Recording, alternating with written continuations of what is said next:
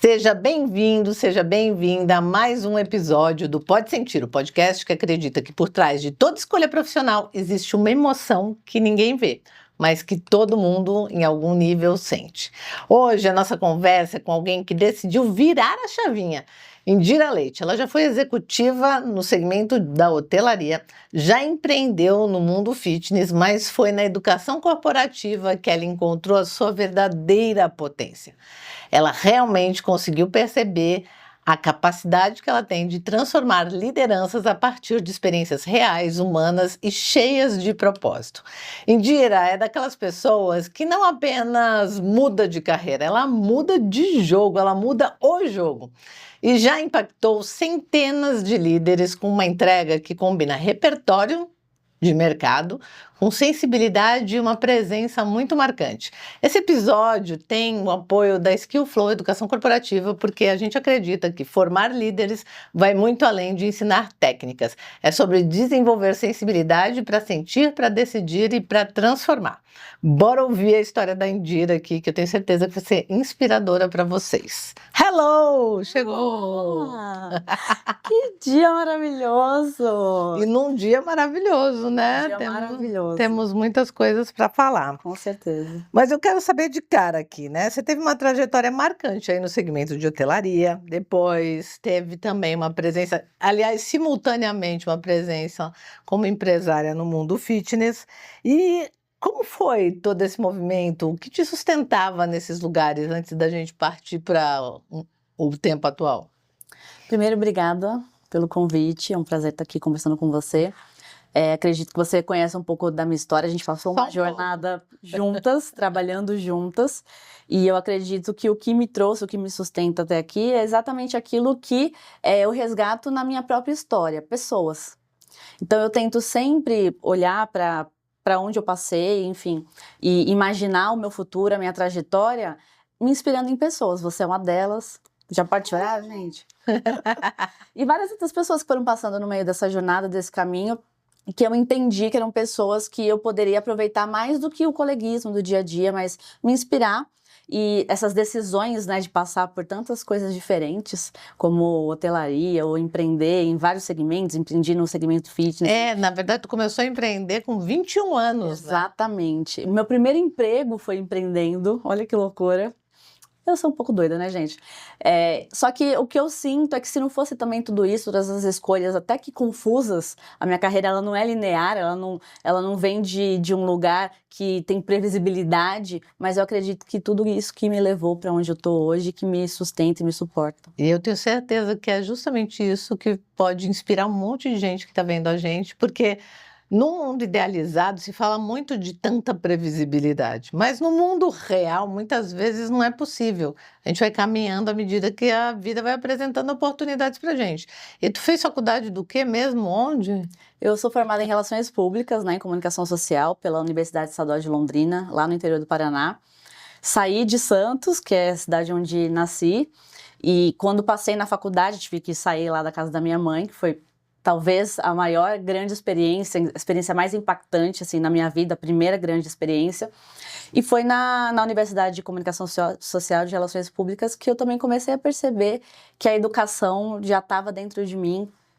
Fui monitora acadêmica em algumas disciplinas, já gostava de estar em sala de aula, o chamado já estava ali. Já emendou numa pós, né? Já emendei numa pós-graduação, saí da faculdade, já emendei numa pós-graduação de planejamento e gerenciamento estratégico. A área de gestão sempre foi a área que eu tive mais interesse dentro da faculdade, tanto que depois fui empreender. Foi meu primeiro emprego, uma experiência muito desafiadora para uma garota de 21 anos, mas eu acredito que foi também muito que me forjou, né? Eu acredito não, né? Eu tenho certeza muito absoluta que essa primeira experiência de liderar pessoas sem nenhum repertório técnico até tinha, mas repertório de vida foi muito difícil. Quando eu olho para trás, eu vejo o quanto que eu aprendi. E isso provavelmente te ajuda pra caramba a ajudar as primeiras lideranças de hoje, né? As pessoas que você mentora, as pessoas que vêm com a angústia que você já sentiu lá pela falta de experiência mesmo na vida. Ter passado por essa experiência Eu não acredito que necessariamente a gente precisa ter passado por experiências para mentorar uma pessoa ou para ajudar algum líder ou alguém a se desenvolver. Mas certamente me coloca num lugar muito empático, de entender o que acontece mesmo na carne, nas trincheiras, de você assumir uma primeira liderança sem ter experiência de vida, sem ter experiência acadêmica ou técnica ou conhecimento. Muitas das pessoas são promovidas porque são bons técnicos, são bons profissionais de área e caem naquele lugar sem muito saber o que fazer. E aí eu acredito que eu consigo contribuir bastante por já ter estado nessa cadeira. Eu acredito que faz toda a diferença, né? Vem com uma carga aí. Falando em carga, nosso programa aqui é de emoções. Qual emoção prevalecia na tua vida nessa época? 21 anos, primeiro movimento empreender, como que estava ali? Era coragem, era medo, era o que estava presente? Eu acho que era muita coragem. Eu demorei um tempo, Ale, Para cair em si. para entender o quanto que eu fui corajosa na minha jornada profissional, especialmente. Só fui me dar conta com as pessoas me falando. Conforme eu ia contando as minhas histórias, as pessoas falam, nossa, você é corajosa, né? Larga tudo e vai atrás daquilo que você acha que tem que ir. E eu fiz isso algumas vezes. Então, quando eu olho para trás e penso nessa emoção, nesse sentimento, era de coragem. Eu era muito arrojada, eu era muito ousada, travestida ali de alguém que tentava transparecer que era planejada, que tinha tudo sob controle, nem um pouco. Mas esse sentimento de coragem, ele sempre esteve presente. Com certeza com muito medo. O medo, ele permeia bastante a minha vida. Eu acho que como a de todo mundo, caminha junto, mas eu acredito que a coragem, que é a emoção que ficou bem latente. Boa. E olhando para toda essa trajetória, você foi caminhando e depois caiu no segmento hoteleiro. Como é que você foi parar no segmento de hotelaria, que é um dos segmentos, acho que mais movimentados no sentido de realidade de vida, né? O negócio funciona 24 horas por dia, 7 dias por semana. Tem gente em tudo quanto é turno, fazendo um monte de coisa ao mesmo tempo. Sempre que eu vou para um hotel, eu falo, meu Deus, eu tenho, assim, muita compaixão pelo líder daquela instituição. Com certeza, hoteleiros, pessoal que trabalha com eventos também, é uma turma que fica preparada ali para trabalhar em qualquer lugar.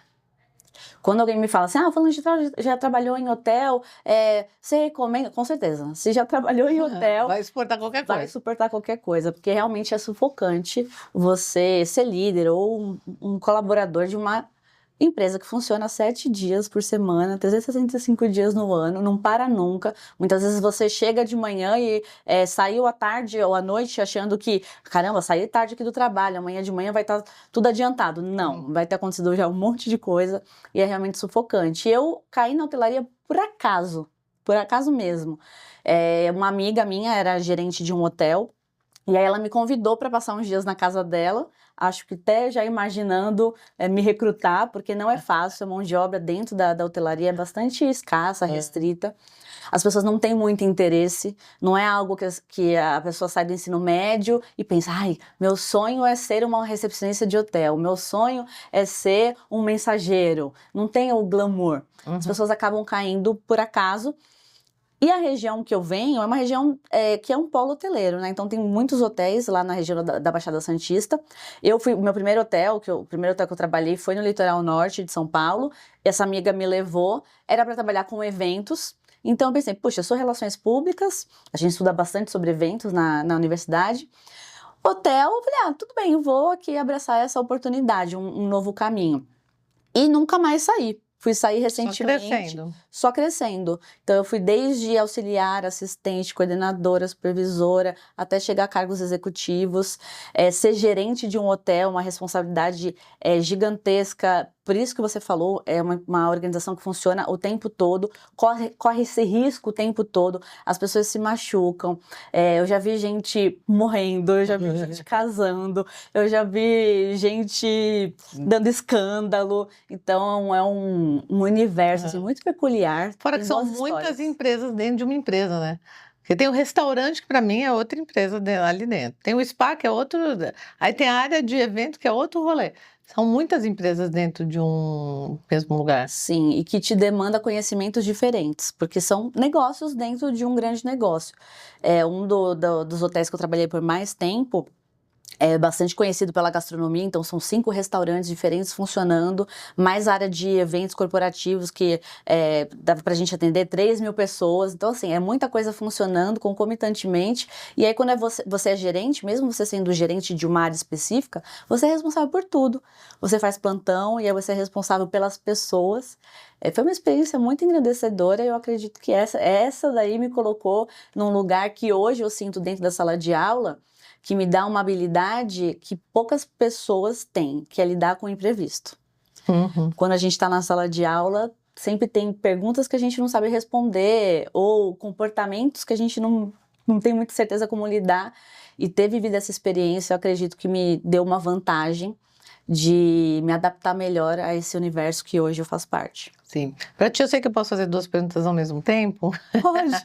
Confu- Não sei se eu vou responder na linha racional, mas tudo bem. Conectada com isso, que é o que te fez crescer, né, a ponto de chegar como uma executiva no segmento de hotelaria? O que você acha que foi a diferença para você realmente galgando novos níveis tão rapidamente? E concomitantemente com isso, eu estou sabendo que hoje você fez uma entrega incrível que recebeu um monte de feedbacks, inclusive nessa direção do que você está trazendo. Como que você liga uma coisa com a outra? Conta aí para mim como foi teu crescimento e o que estava presente hoje nesse monte de feedback que você recebeu. Nossa, Lê, Pode até contar os feedbacks, né? com certeza. Aproveitar para fazer merchan. Eu acredito que foi um momento de coragem. Precisou acontecer, a vida precisou fazer uma escolha por mim, e eu precisei ter coragem de enfrentar essa realidade como ela se apresentava, e de fato falar, não, agora é o meu momento. E aconteceram 2 vezes, eu acho que acredito que foram 2 situações em que eu precisei dessa coragem. A primeira foi na pandemia, o hotel que eu trabalhava fechou, como todos os outros, e eu precisei repensar toda a minha carreira. E eu tenho, assim, uma dissonância, eu tenho uma ambiguidade dentro de mim, que ao mesmo tempo que eu cumpro regras muito bem, eu respeito as hierarquias, eu tenho algo dentro de mim muito questionador. E eu levei isso muito tempo para o trabalho, durante a minha carreira corporativa inteira. E quando eu saí do hotel, existia a possibilidade de eu ficar, mas escolheram que não. E aí eu precisei enfrentar a coragem de ouvir as coisas que eu não queria e também coisas que eu queria, mas talvez ficasse evitando ouvir. Por exemplo, de que o meu trabalho era bom, que eu era vista, que eu era considerada. Era quase que um pouco conveniente eu ficar ali numa posição de, puxa, ninguém me olha, aqui as oportunidades não estão acontecendo. Então, precisou a vida tomar uma decisão por mim, que foi sair daquele trabalho naquele momento. Em decorrência disso, eu caí na educação corporativa, por sua indicação. Sim. E naquela experiência que eu comecei a sentir, puxa, eu faria isso pela minha vida toda e faria de graça. De tanto que eu amei estar em sala de aula e viver aquela experiência. E num segundo momento, quando houve a oportunidade de eu voltar a trabalhar no hotel, que foi quando eu fiquei com o pé nos 2 barcos, né? Trabalhava no hotel e continuei na educação corporativa, eu precisei... E no meio disso tudo ainda abriu um negócio fitness, né? Sim, no meio disso tudo, abri um negócio fitness. E assim como o meu primeiro negócio... ao mesmo tempo. Não, eu nem gosto, né, de acumular problemas. Mas foi uma experiência muito engrandecedora. As 2 empresas que eu abri, que eu criei, elas existem até hoje, e são empresas de sucesso, isso é muito legal. Eu consigo entender que o meu olhar talvez até vanguardista para certos aspectos, faz com que as empresas tenham essa sustentabilidade. E no meio de tudo isso, abri a academia, depois tive que fazer escolhas, e nesse momento de fazer escolhas que eu precisei ter de novo coragem. E dessa vez eu não deixei a vida decidir por mim, eu fiz a decisão. Então, algumas coisas que você já trouxe aí é que a tua ambiguidade jogou sempre a teu favor para tu crescer como executiva. Sim. Ao mesmo tempo que hoje também te conecta com essa capacidade de ver as oportunidades em tudo. E ter coragem para dar o passo. E também acumulado a isso, ter coragem para ir dando os passos necessários? Porque eu acredito que eu sempre tive. Tanto essa ambiguidade, até de maneira positiva, sabe? De utilizar essa questão de, puxa, eu não tenho problema em seguir hierarquias, eu não vou confrontar as pessoas, ou vou, talvez, não sei, dependendo do dia, mas eu não tinha problemas com isso. Mas eu também queria questionar, eu queria ser ouvida, eu queria que as pessoas considerassem o meu ponto de vista. E só no meu segundo tempo no hotel, já um pouco mais amadurecida, e estar dentro da educação corporativa, acho que me virou essa chave, que foi entender que se eu não estivesse preparada emocionalmente, se eu não estivesse preparada com um bom repertório cognitivo, comportamental, técnico, eu não teria como me posicionar dentro daquela empresa. E aí a gente pode estender para várias outras coisas, né? O que é ser uma mulher num lugar totalmente dominado por homens, como que a gente precisa enfrentar esses desafios, o desafio de ser ouvida. E aí eu fui testando algumas coisas, testando uma voz mais amena, mediana, agressiva, e aí eu fui vivendo várias experiências e só esse teste, sentindo o efeito daquilo em mim e na minha questão profissional, eu fui perceber o quanto que eu precisava dessa ambiguidade para ser ambivalente.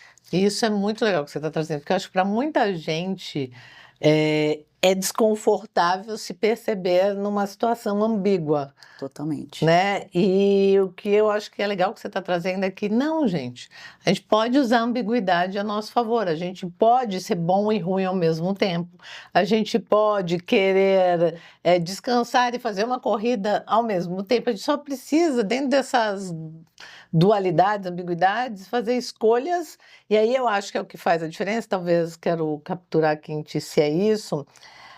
A diferença de como usar a ambiguidade está conectada com o que é tua prioridade, aonde você quer chegar, né? O que você quer da vida naquele momento. Tu acha que as tuas escolhas dentro dessa ambiguidade eram movidas por saber o que quer ou não?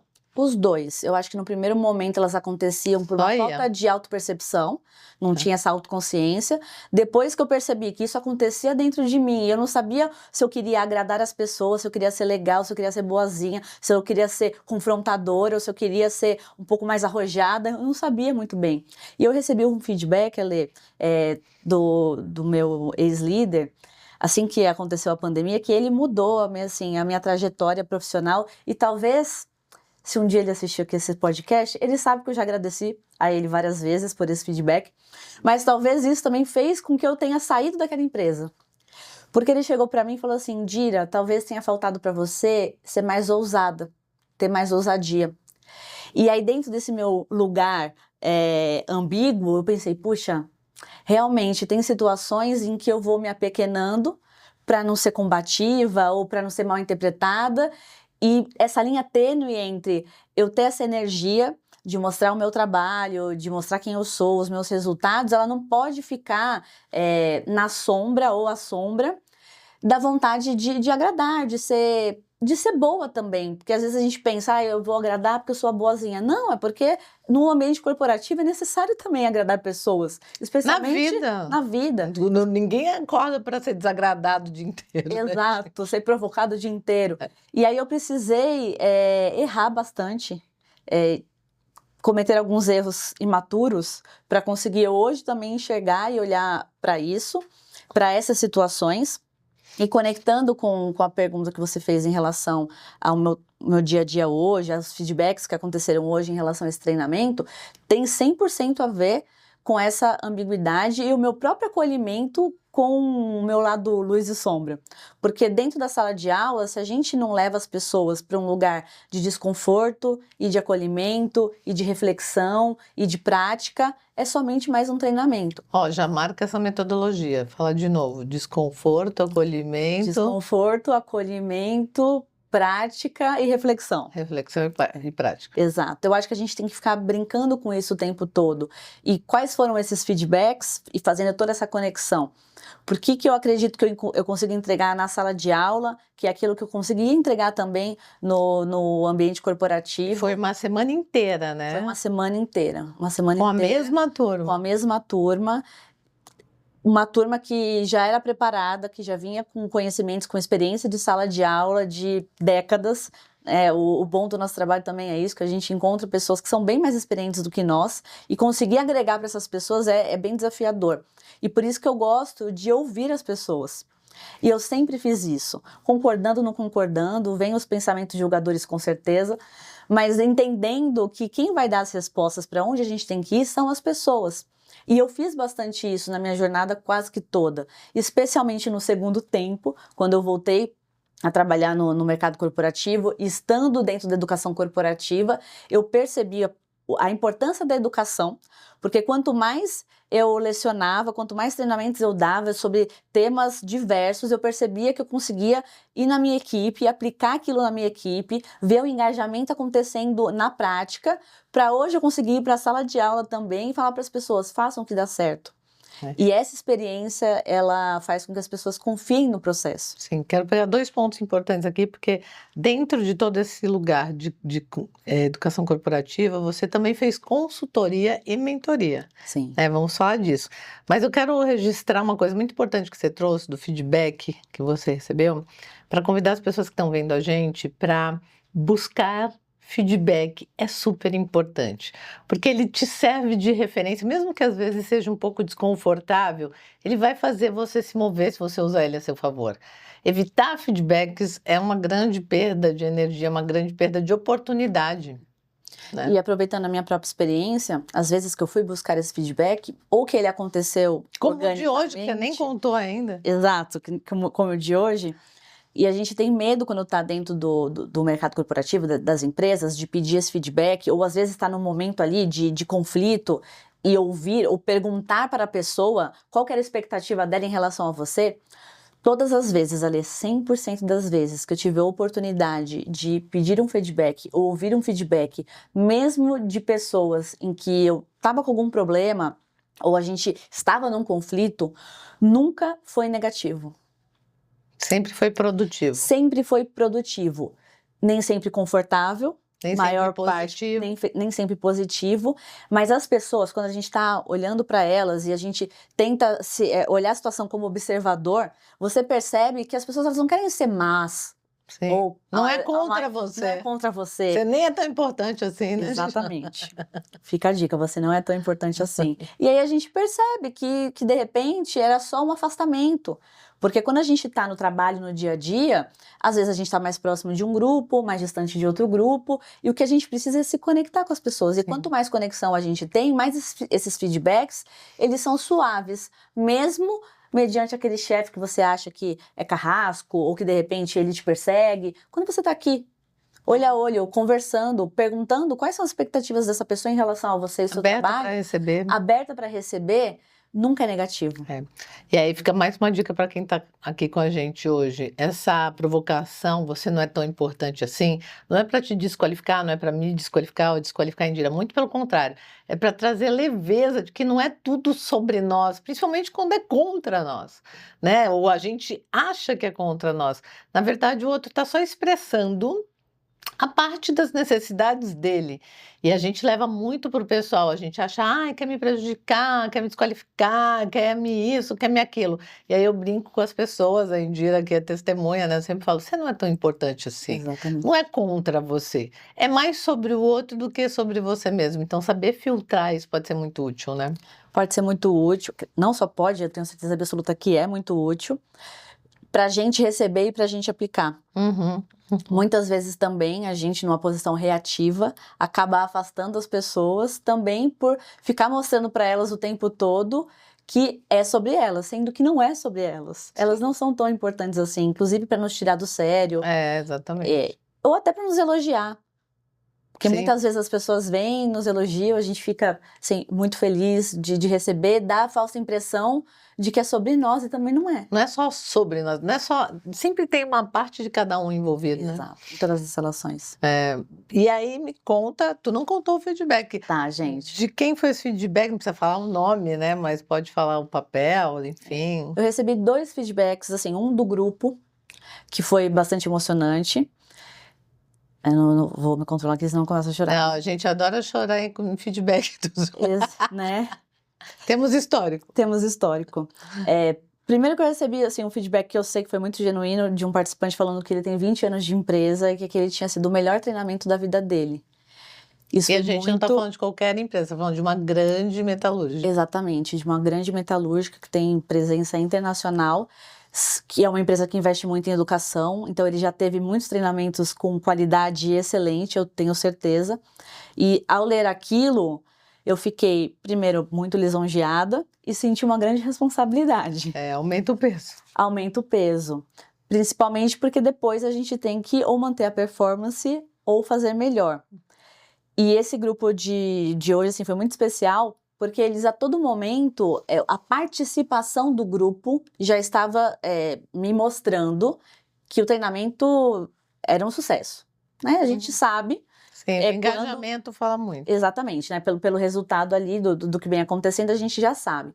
Mas quando você vê quase 20 homens, a maioria deles senhores, que trabalham na indústria, com maquinário pesado, sendo generosos, sutis, honestos, dizendo que eles estão aplicando imediatamente aquele conhecimento, dizendo também que nunca estiveram tão à vontade, nunca estiveram num ambiente de tanta confiança e de segurança psicológica para se abrirem. E aí quando as pessoas começam a contar a história delas e falam, nossa, eu nunca disse isso em nenhum outro lugar, é a primeira vez que eu abro isso.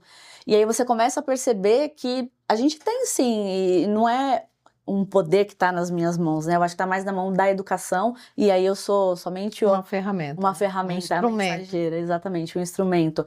Mas entender que as pessoas conseguem se abrir e ter um momento entre elas mesmas, que aí já não tem tanto a ver comigo, a minha interferência. E o melhor feedback do grupo foi esse, a gente ter conseguido criar um ambiente em que eles se sentiram tão confortáveis a ponto de fazer confidências que eles não fazem nem na casa deles. E um outro feedback também de uma profissional super experiente, que eu admiro muito, que trabalha... A tua contratante. A minha contratante, que trabalha com vários outros consultores, que são as pessoas que eu me inspiro, me disse que ela aprende muito comigo e que ela se identifica e gosta bastante do meu estilo de facilitação, porque é um estilo leve, acolhedor, mas que ao mesmo tempo pressiona a produção, faz com que as pessoas se movimentem, se mexam. E principalmente, o que para mim é bastante importante esse feedback, é compartilhar as minhas experiências. As pessoas conseguem perceber dentro da sala de aula que eu sou uma profissional experiente, que isso também é algo que eu tenho dificuldade no dia a dia, especialmente nessa transição de carreira. Já era no mercado corporativo, as pessoas me enxergarem, verem assim a Indira e falar assim, nossa, olhando para a Indira, com certeza é uma excelente profissional, muito experiente.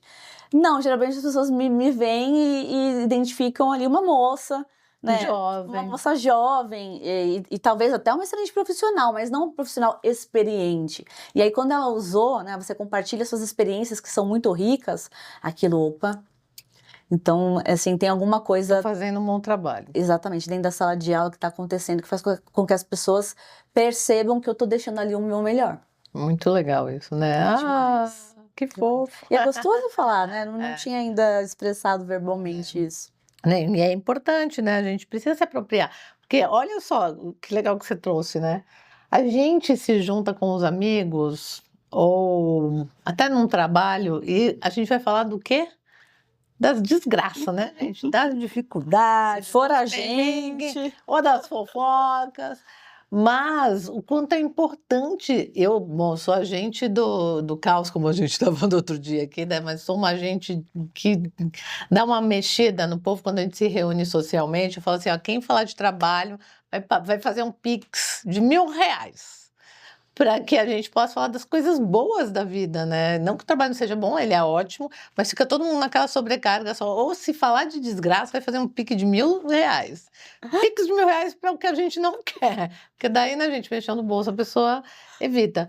E a gente precisa falar mais das coisas boas que acontecem com a gente. Eu sei que a gente tem uma educação, não sei se tu concorda com isso, mas parece que vem da nossa latinidade, que se você falar das coisas boas, talvez você pareça arrogante, ou então, você corre o risco das pessoas colocarem olho gordo, inveja sobre a sua vida.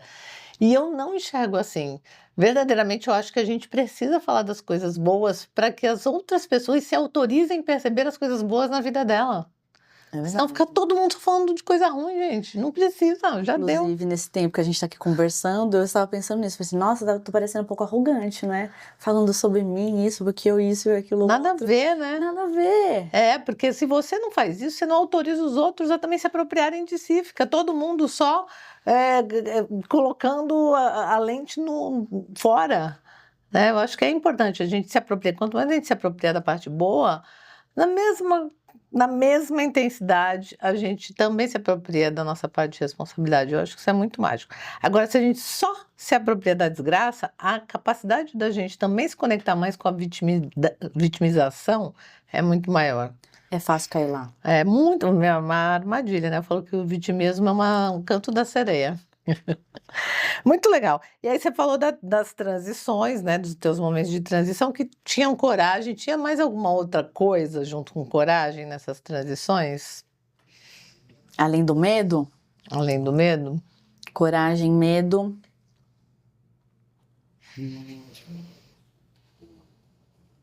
Eu te observando via uma outra coisa.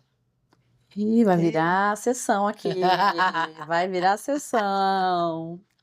Eu tenho, Ale, um pouco de dificuldade de olhar para minha história, como eu tenho a impressão de que minha história foi muito fácil, muito fluida. Não que eu não tenha tido dificuldades, eu tive, sei, aprendi muito com elas, outras coisas não, porque continuo vivendo. Mas o que eu penso quando eu olho para minha história é que foi tudo muito fluido. É As que coisas tu é foram... treinada, adestrada para ver o copo cheio, né? Pode ser, pode ser. Até agora, nessa minha última transição, que eu precisei... Até eu acho que Isso eu não é concluí esse ruim, mas raciocínio. também dá para se apropriar das tuas forças, né? Nessa última transição que eu fiz, e aí não foi a vida me obrigando, foi a minha coragem e com um pseudo-planejamento, eu já estava quase 1 ano, né? E a Lê é minha mentora, e já estava 1 ano sendo provocada para tomar essa decisão. Mas eu estava buscando segurança.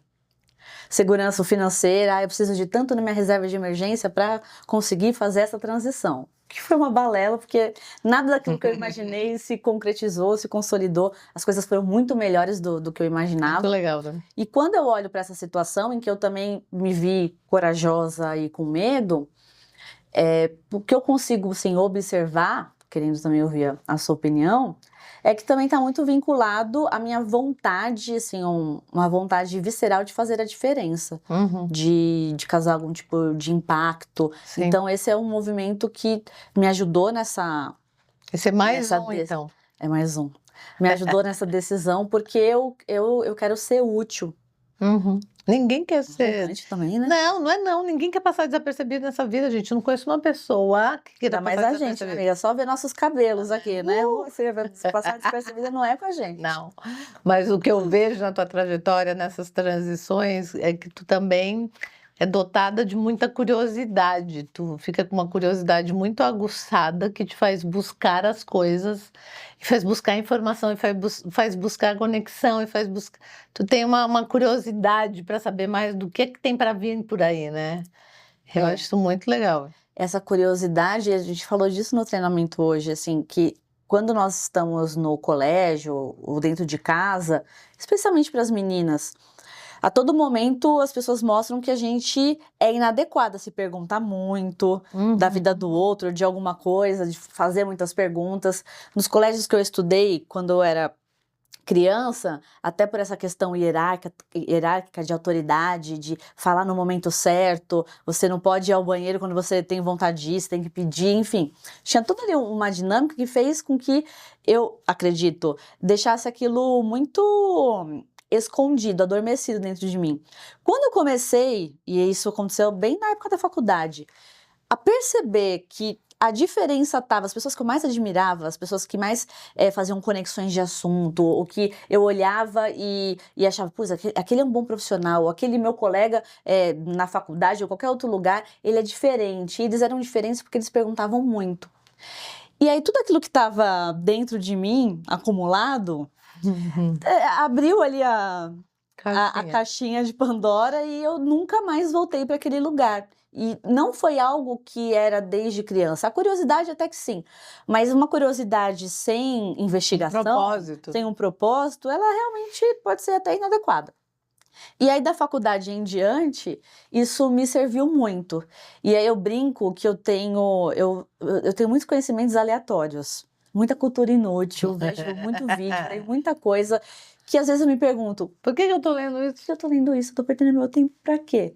Só que em algum momento Útil, né? é muito útil. E aí fazendo essas amarrações, essas conexões, e dentro da sala de aula, quando a gente está com pessoas muito diferentes, de realidades muito diferentes, é que eu percebo que esse grande conhecimento que eu antes julgava inútil, Tá é vendo? muito útil. E ele vem da curiosidade. Isso é muito legal.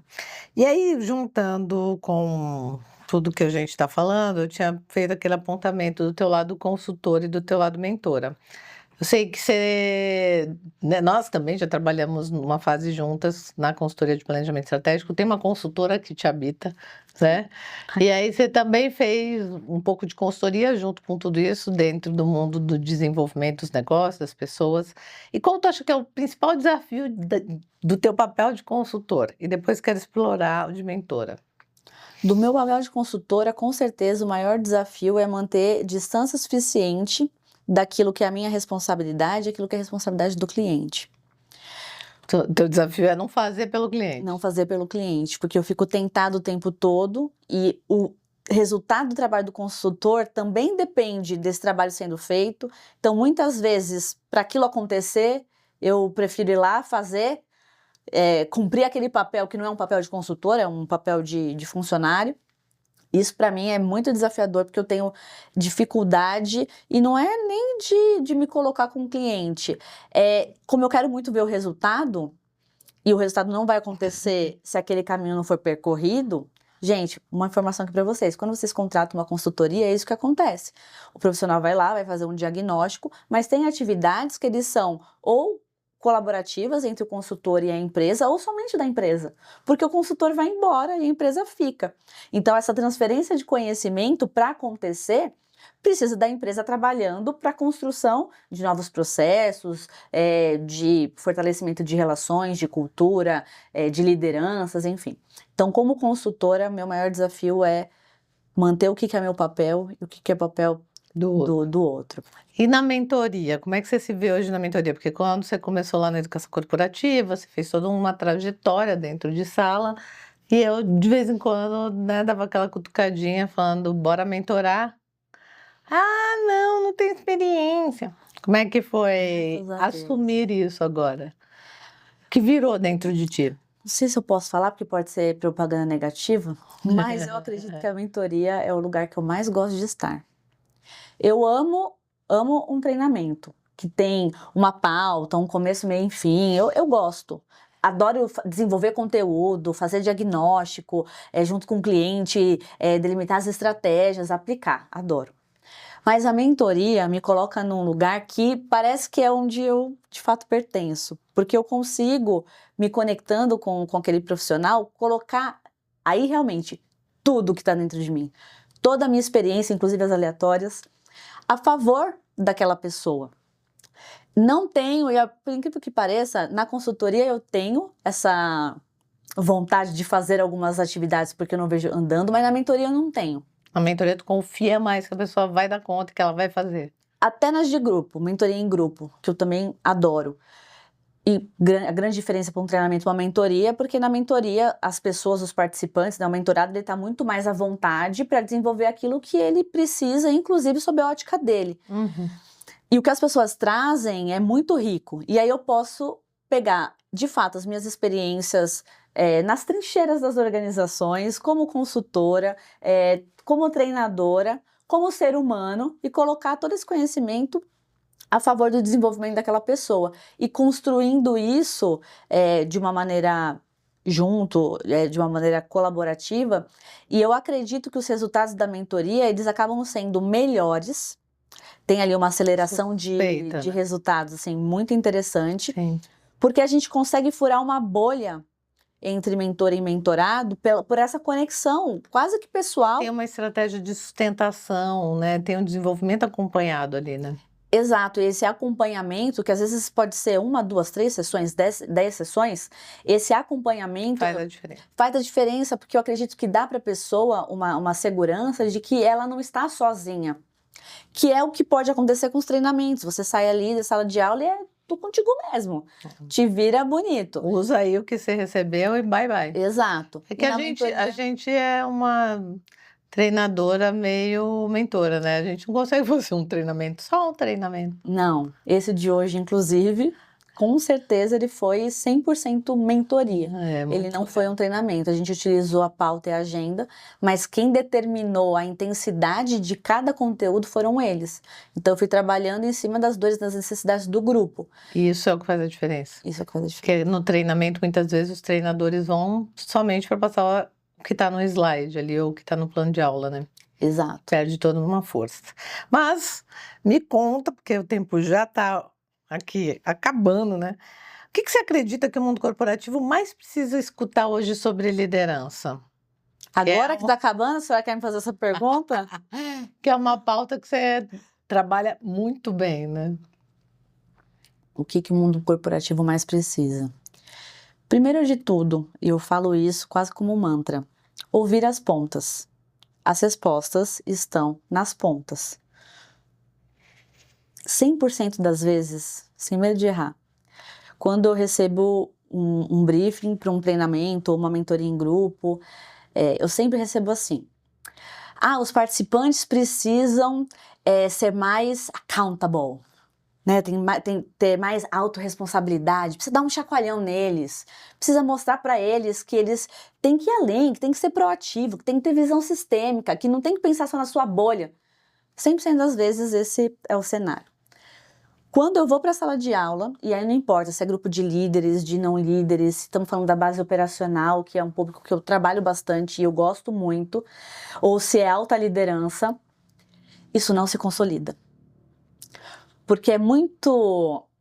A gente faz alguns pressupostos mediante a dificuldade do dia a dia. E aí a gente pega um ou outro comportamento de algumas pessoas e acaba dizendo que todo mundo, toda a equipe, toda a empresa se comporta daquela maneira, por um viés nosso. Às vezes por uma dificuldade nossa como líder ou como RH, de não identificar de fato onde está o problema.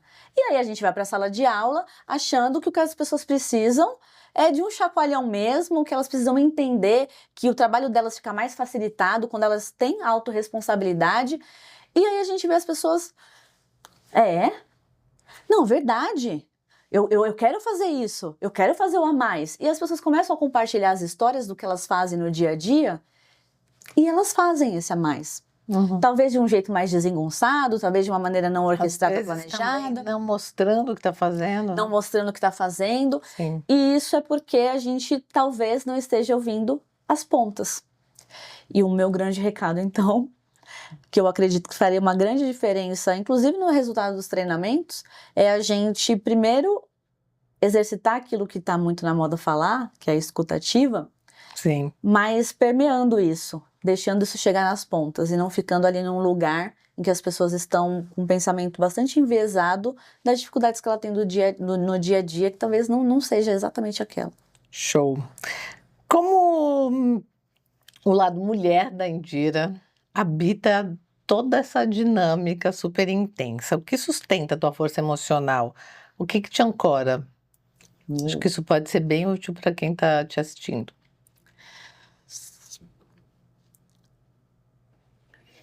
Esse lado mulher dentro da profissional, ele é algo um pouco mais recente. Eu precisei, durante muito tempo, me valer do meu lado mais masculino, numa falsa impressão de que eu precisava daquilo para me posicionar ou para ser ouvida. Então, é uma coisa assim mais recente. E o que me ancora nisso é a minha mãe. Muito legal. Que a bicha é porreta. Ela realmente, ela é forte, mas ela viveu a vida que ela quis, Sim. dentro do papel de mulher dela. Então, quando eu até preciso resgatar esse lado Não tô falando de lado feminino. Não é o caso. Não é o feminino blasé que a gente... Isso, da né, do feminilidade. fofo, Não. Que aí eu não tenho referência, né? Que minha É da mãe era força tudo do menos feminino. fofa, Aham. mas da força vem desse lugar, vem Dessa mulher. dessa mulher. Legal. E se você pudesse mandar um áudio de 1 minuto para a Indira de 10 anos atrás, o que você diria? Gata, vai logo. Vai logo, dá o passo que as coisas vão acontecer de uma maneira muito melhor do que você poderia imaginar. Porque tudo que acontece hoje, nem nos meus pensamentos mais lunáticos eu poderia imaginar tanta coisa boa acontecendo numa velocidade maior do que eu imaginava. E eu venho tentando desenvolver essa busca pelo meu propósito, de trabalhar com algo que de fato eu olhe para o resultado do meu trabalho e pense, puxa, eu nasci para isso. Não e eu tô passei por entregando. acaso nesse mundo. Exatamente, não tô aqui por acaso. É o que eu faço hoje. E eu tô namorando isso pelo menos há uns 5 anos. E a Indira de 10 anos atrás foi aqui, forjou a que tá aqui hoje, que tá passando por isso. E aí gata, Ah, muito legal. acredita que vai dar certo. E para quem está te ouvindo agora e sente que de repente também precisa mudar, o que você diria? Muda, porra. Muda. Muda logo.